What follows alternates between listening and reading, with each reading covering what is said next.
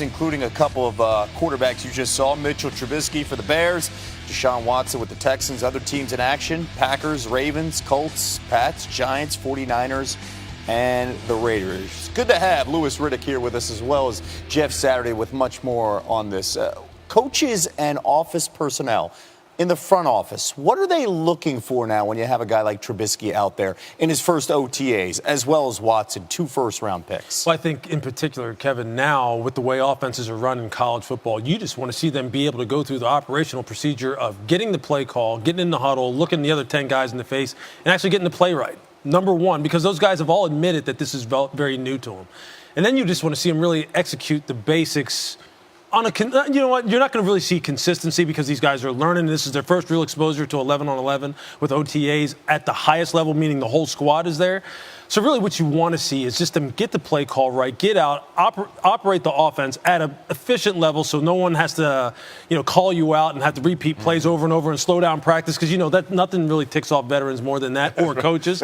So you just want to see rookies do that and earn their stripes that way. His game will improve. Mitchell's game will improve as time goes on, but just so he's comfortable being able to really just regurgitate the verbiage that's necessary. And they're coming up being insulated at rookie minicamps because it's just them and their rookie draft class. So, Jeff, now that they're integrated with the veterans, how important is it? We hear about the receivers getting chemistry with them, but how important is it to get the chemistry with the center for rookie quarterbacks? No, yeah, Lewis made a great point, not about the verbiage as well, but some of these guys have never been under center. And now this is going to be the first time they're coming under to take snaps from a center, so they'll start every practice in that way. QB center exchange. They'll take those reps, talking about where to assign protections, how to slide protections, where's your blitz pickup coming from. All those things will be hitting those guys new. You think about it from Trubisky. He used to look over at the sideline. What Fedora want, the whole team would look Yep. over. So now that's all going to happen on the field. But the chemistry, to Lewis's point, is more about command. It's the guy's not going to throw every perfect ball. He's going to miss throws, all those that throw an interception.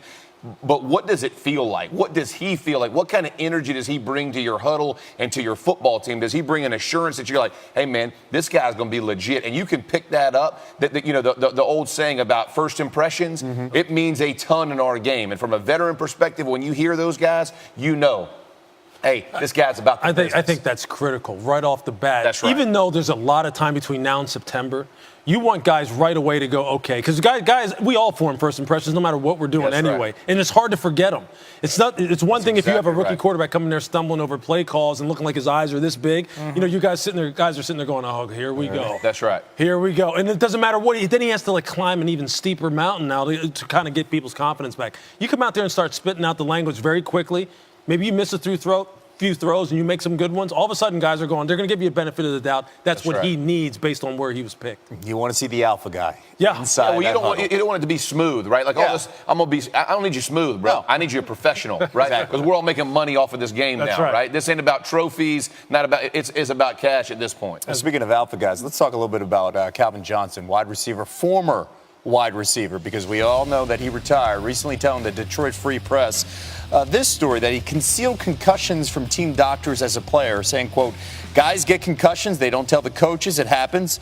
I don't tell the coach sometimes because I know I got a job to do. The team needs me out there on the field, and sometimes you allow that to jeopardize yourself, but that's just the nature of the world. You could say that's part of the nature of the game because we have seen that. And we had you on last week talking about how the game has changed. A previous generation, you hide it, you move on. Right. Now it's kind of different, especially with the news with Giselle talking about her husband having concussions and then not telling anybody last season. Right. His agent later denied that story. With Calvin saying this kind of stuff now, is this still prevalent in the game? I mean, are we foolish on our side to say, hey, it's all cleaned up now? Yeah, I think this is a work in progress, and I think we're moving towards where you want to be as a league, but there's still a lot of work to do, and there's still a lot of questions to be answered about how do you get guys to self-report, all of those things. But when you and I were talking last Friday, we were talking about Tom Brady and Drew Brees not sharing it with his wife and those kinds of things, and that's not abnormal, and I get it, right? I mean, I played the game for a long time. There are things that you want to conceal because you do want to be there for your team. But I think as a whole, the younger guys in our game who are being more exposed to concussion discussion so much earlier, they are more prevalent about coming out and saying, hey, I don't feel great. You know, the Ben Roethlisberger making that statement a few years ago, that's a big deal, and we need more guys to do it. Because the issue is this, the Calvin Johnson award, he could come off the field and nothing's going to happen to him. It's a special teams guy who's, you know, he's 50th on the 53-man roster, right? He does not want to self-report if he thinks next week this is going to be held against me. And so, again, this is a work in progress. We have a long way to go. I love that we're having the discussion because at the end of the day, what you're sacrificing, the 30, 40 years when you're done playing, as opposed to the 3 or 4 that you're in it, it's not worth it. But you have to get guys to understand and conceptually realize, hey, what are they giving up? But to self-report and expect it, we're still a long way from that. But again, we're working towards the right. This is something that's you're gonna have to have patience with, right, as this continues to evolve, because you're asking guys to unwind generations of wanting to be that guy, that tough guy, that alpha that you just talked about. No one wants to say, hey, look, I'm hurting. No one does. And Jeff made another great point, which is it's different depending upon where you fall on the 53-man roster. Look, I was always that guy who was fighting for his roster spot every year. I was always that third safety, that fourth safety. You can best believe there were times where I absolutely would say, you know what, unless I'm basically incapacitated here on the football field, I'm going to not only play in the game, Kevin, but I'm going to practice. That's right. I couldn't miss practice. Like, I would do whatever I had to do just to be on the football field and be practiced so you be active. Yeah. So you're not inactive. Because you know this, if you're inactive on game day, you're one step closer to being on the street. That's exactly right. So those are the kind of things these are kind of things that you're trying to unwind now in the name of player safety long term, because when you're playing the game, you're not thinking long term. It's easy for us to talk about it now as to say, you know what, those 3-4 years in the league, you know, aren't worth years of, you know, physical, you know, kind of ailments down the road. But when you're playing it, it's all worth it. It's day to day. It's all worth it. And when you're that age, it doesn't matter what you're doing, you're invincible. I don't care what job you have. And you think from 17 to 29, you could have told me anything physically. I'm going to be, you know, I'm not ever going to hurt, right? Yeah. And then all of a sudden one day you wake up and go, man, it doesn't feel that good anymore. But it's the age, it's the mentality. All of those things come together. To Lewis's point, we just got to keep preaching it, keep having those conversations that guys can understand long-term ramifications. In addition to the concussion talk, Megatron went on to say that he's not thrilled with his former team. He didn't get into specifics, but we know he paid back some of the money, $320,000 large. But how do you manage keeping a good relationship with a team that you played for your entire career, and now you're finding out some of these stories about how he was forced to pay back some of that signing bonus?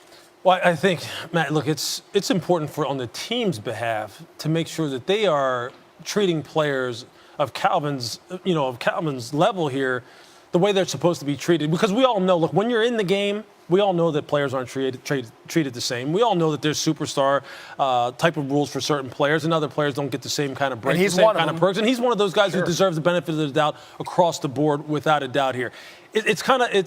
It's unfortunate to hear him talk about the Detroit Lions the way he talks about them, given what he gave to them his entire career. He talks about in details all the different injuries that he had, all the things he tried to play through. No one asked him to not report concussions, but we all know that guys like this, guys of this caliber, do that. That's right. It's disappointing to hear about the fact that he paid back $320,000. He shouldn't have paid back a dime. The Detroit Lions didn't need that money. And for what he gave them and the money he made them, that's the kind of thing he's talking about. And that's the kind of thing I think it's important for ownership and people at the highest levels of management to treat guys like this right. Yep. To treat them like this right. These are the guys who make the game.